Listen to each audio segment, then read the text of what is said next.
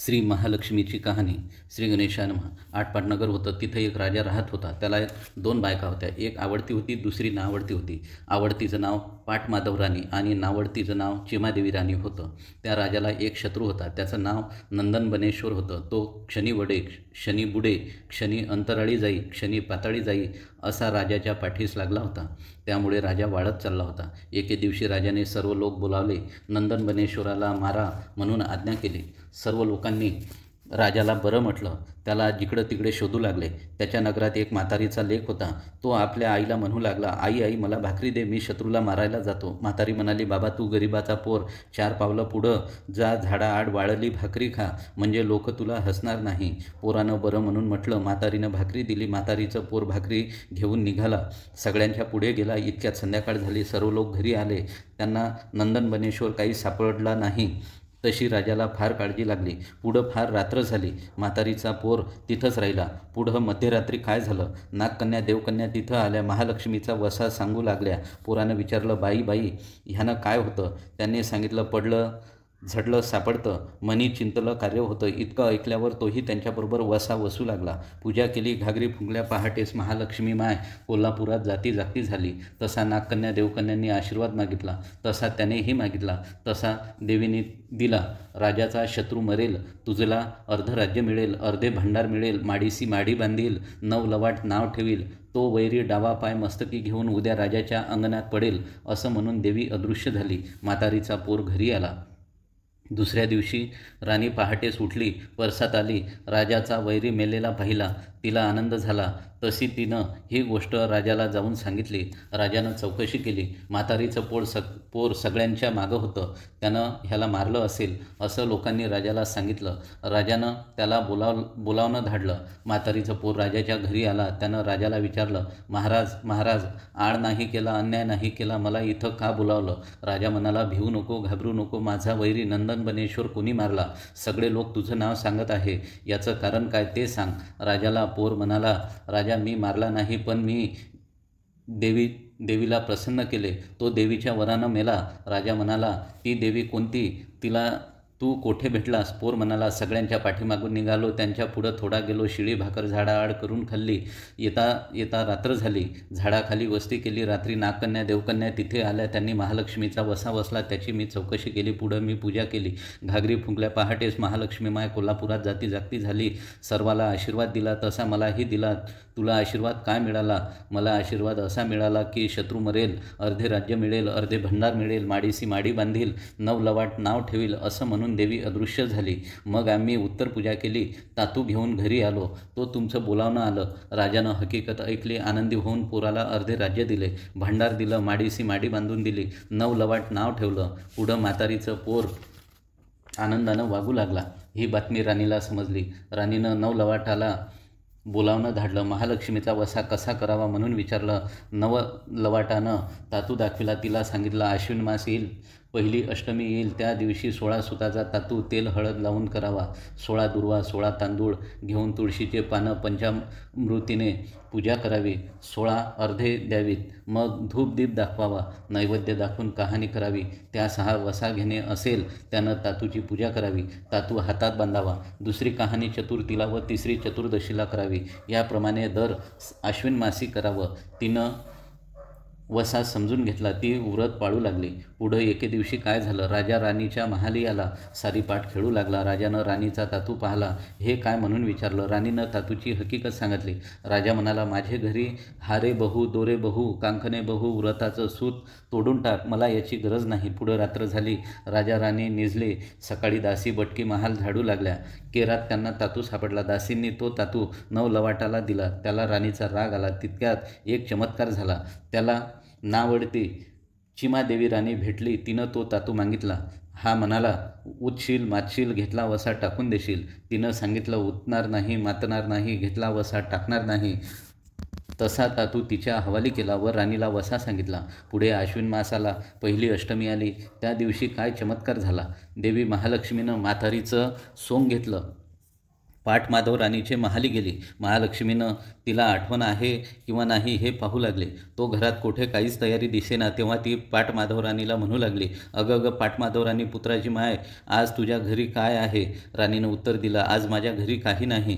तेव्हा ती राणीला पुन्हा म्हणाली, अगं अगं पाट माधव राणी, पुत्राची माय, म्हातारीला पाणी देशील तर तुझ्या राज्याला पुरे होईल. राणीनं उत्तर दिले, म्हातारीला तांब्याभर पाणी दिले तर माझ्या राज्यातला पुरणार नाही. तेव्हा म्हातारीने पुन्हा पाटमाधव राणीला हाक मारली, अगं अगं पाटमाधव राणी, पुत्राची माय, म्हातारीला दही भाताची शिदोरी देशील तर तुझ्या राज्याला पुरे होईल. राणी म्हणाली, म्हातारीला दही भाताची शिदोरी दिली तर माझ्या राज्याला पुरणार नाही. म्हातारीला राग आला. तिनं शाप दिला. तो काय दिला? सौ तिच्या नानी डारडुरी करत असशील, अर्ध अंग बेडकाचं अर्ध अंग मनुष्याचे, अशी होऊन पडशील. इतकं राणीनं ऐकलं. खदखदा हसली. पुढं म्हातारी निघून गेली. ती चिमादेवी राणीच्या महाली आली. इकडं तिकडं पाहू लागली. तो तिला जिकडे तिकडे गडबड दिसली. एकीकडे पूजेचं साहित्य दिसलं, दुसरीकडे महालक्ष्मीचा मुखवटा मांडलेला पाहिला. तिनं चिमादेवी राणीला विचारलं, अगं अगं चिमादेवी राणी, पुत्राची माय, आज तुझ्या घरी काय आहे? तिनं उत्तर दिलं, आज माझ्या घरी महालक्ष्मी आहे. तेव्हा म्हातारी म्हणाली, महालक्ष्मी म्हणतात ती मीच. राणी म्हणाली, कशानं ओळखावी, कशानं जाणावी? तो ती सकाळी कुंवारीन झाली, दुपारी संवाशीन झाली, संध्याकाळी पोक्त बायको झाली. अशी तिन्ही कडा तिनं तिला पालटून दाखविल्या. नंतर राणीनं तिला घरात बोलावलं, नाऊ माकू घातलं, पितांबर नेसायला दिलं, चौरंग बसायला दिली. राणीनं व नवलवाटानं तिची पूजा केली. संध्याकाळ झाली. देवीजवळ दोघे घागरी फुंकू लागली. तसा घागरीचा आवाज राजाच्या कानी गेला. धुपाचा वास महाली आला. तशी राजानं चौकशी केली. शिपायांना हाक मारले. नावडतीच्या घरात आवाज कशाचा येतो तो तुम्ही पाहून या. शिपाई नावडतीच्या घरी आले. महालक्ष्मीचं दर्शन घेतलं. तसेच ते परतले. राजाच्या महाली गेले. पाहिलेली हकीकत सांगितली. तसा राजा म्हणाला, मला तिथं घेऊन चला. शिपाई राजाला घेऊन राणीकडे आले. राणीनं पंचारती ओवाळली. राजाचा हात धरला. मंदिरात घेऊन गेली. सारीपाट खेळू लागली. खेळता खेळता पहाट झाली. पहाटेस महालक्ष्मी माय कोल्हापुरात जागती झाली. तसं राणी म्हणाली, माय, मला आशीर्वाद दे. महालक्ष्मी म्हणाली, तुला आशीर्वाद काय देऊ? राजा तुला सकाळी घेऊन जाईल आणि तुझी सवत तुझ्या नानी डारडुरी करील. अर्ध अंग बेडकाचं अर्ध अंग मानवाचं अशी होऊन पडेल. तशी चिमादेवी राणीनं तिची प्रार्थना केली. तिला इतकं कडक शाप देऊ नका असं देवीनं सांगितलं की राजा तिला 12 वर्ष तरी रानात धाडील. असं म्हणून देवी अदृश्य झाली. उजडल्यावर राजानं तिला रथात घातलं. वाड्यासमोर घेऊन आला. पाटमाधव राणीला निरोप धाडला की राजा राणीला घेऊन येतो, तिला तू सामोरी ये. तशी ती फाटकं तुटकं नेसली. घाणेरडी चोळी अंगात घातली. केश मोकळे सोडले. कपाळी मडवड भरला. जळतं खापर डोकीवर घेतला आणि ओरडत किंचाळत पुढे आली. तो राजानं विचारलं की ओरडत किंचाळत कोण येत आहे? भूत आहे की खेत आहे? शिपायांनी सांगितलं, भूत नाही, खेत नाही, तुमचीच राणी तुम्हाला सामोरी येत आहे.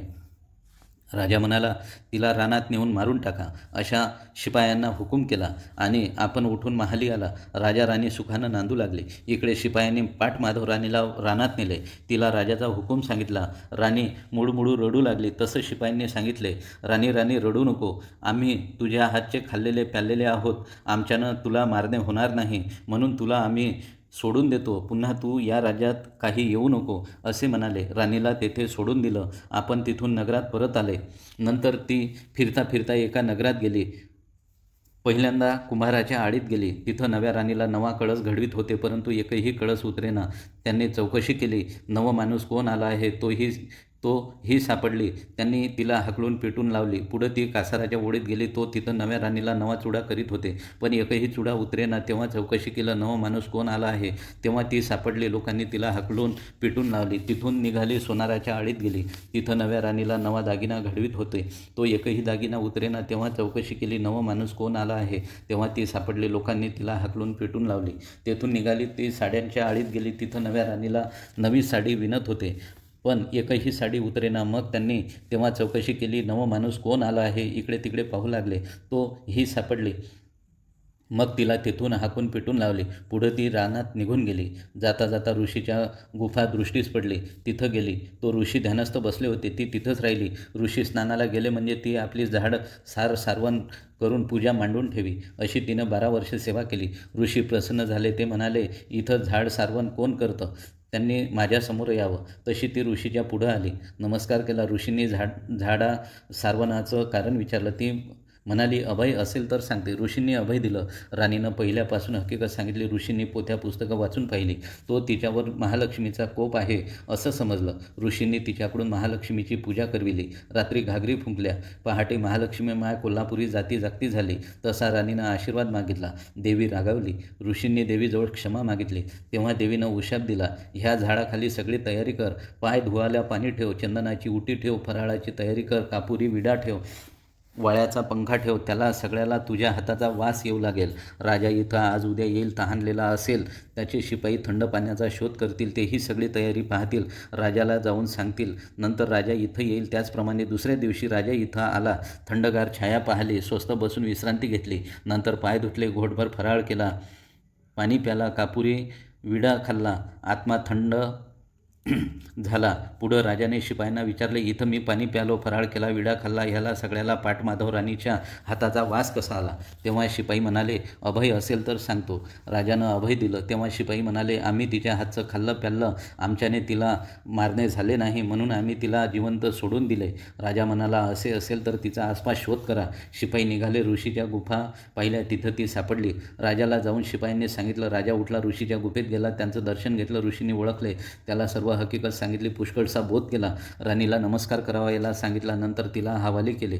तसा उभयंतांनी ऋषींना नमस्कार केला. त्यांना आशीर्वाद दिला. पुढे राजांनी तिला रथात घातला. आपल्या नगरीत घेऊन आला. बाहेर रथ उभा केला. राणीला निरोप पाठविला. राजा पाटमाधव राणीला घेऊन येत आहे. त्याला तू चिमादेवी राणी सामोरी ये. तशीच ती राणी न्हाली, माखली, पितांबर नेसली, शालजोडी पांघरली, अलंकार घातले, नगराच्या नारी बरोबर घेतल्या आणि वाजत गाजत राणी सामोरी गेली. राजानं विचारलं, वाजत गाजत समोर कोण येत आहे? नागकन्या की देवकन्या? तसं शिपायांनी सांगितलं. नागकन्या नाही की देवकन्या नाही, तुमचीच राणी चिमादेवी राणी तुम्हाला सामोरे येत आहे. तेव्हा राजा पाटमाधव राणीला म्हणाला, तू जर अशीच सामोरे आली असतीस तर तुला इतके हाल भोगावे लागले नसते. राणी उगीच बसली. राजानं चिमादेवी राणीला उचलून रथात घेतली आणि दोघीसह वाजत गाजत नगरात आला. सुखानं राज्य करू लागले. तशी पाटमाधव राणीवर महालक्ष्मी माय कोपली, तशी तुम्हा आम्हावर न कोपो. ही 60 उत्तराची कहाणी. 5 उत्तरी सफळ संपूर्ण. या कथेचं तात्पर्य एवढंच की देवीची भक्ती सर्व काळी सारख्याच भावाने करावी. अडचणीच्या वेळी त्याला प्रसन्न करण्यासाठी व्रते उपोषणे करावी आणि मग बरे दिवस आल्यावर देवाला विसरावे, हे चांगले नाही.